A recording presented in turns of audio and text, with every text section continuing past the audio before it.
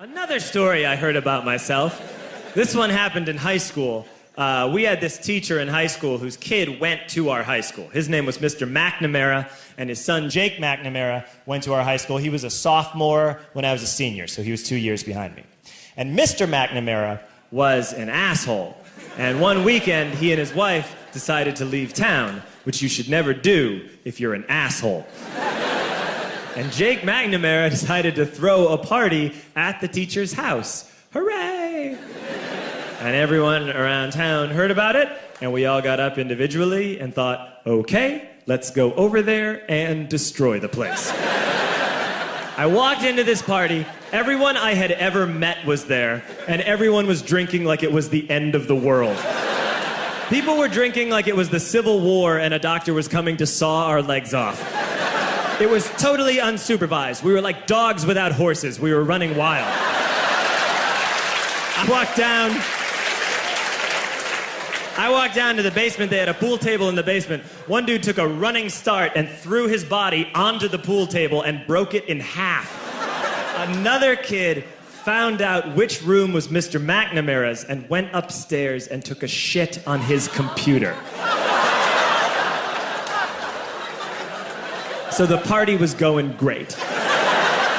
I'm standing in the basement, and I'm holding a red cup. You've seen movies. And I'm standing there, and I'm holding a red cup, and I'm starting to black out. And I guess someone said, like, something, something, police.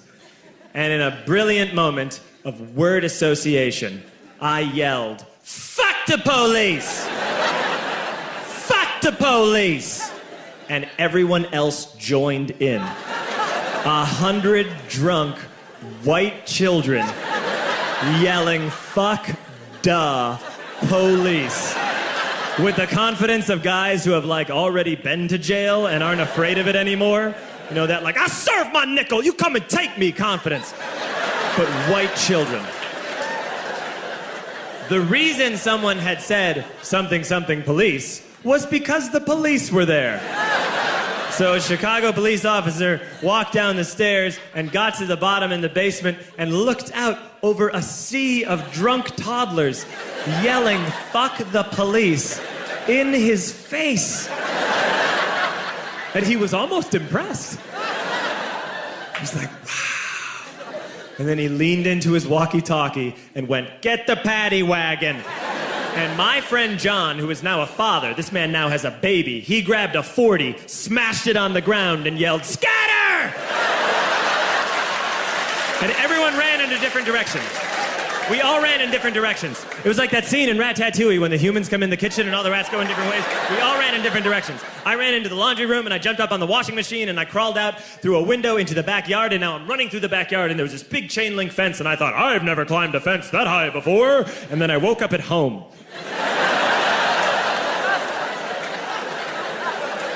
On Monday, I went to school because that's what we did back then.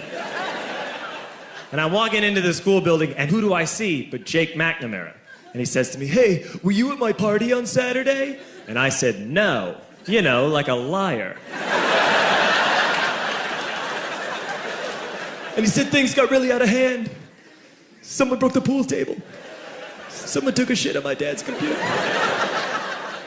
But the worst thing, he says, the worst thing is that someone stole these old antique photos of my grandmother, and my parents are freaking out about it. And I had that thought that only blackout drunks and Steve Urkel can have.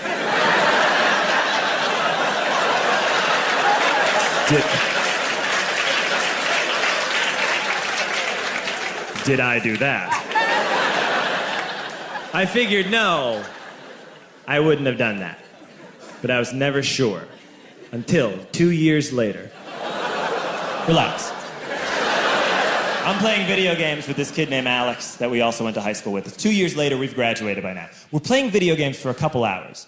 And then Alex says to me, hey, come here, I want to show you something. And he takes me into his bedroom. And then he takes me into a side room off of his bedroom. Never a good thing to have. And he shows me a tiny room that is covered wall to wall in stolen antique photos from different people's parties over the years.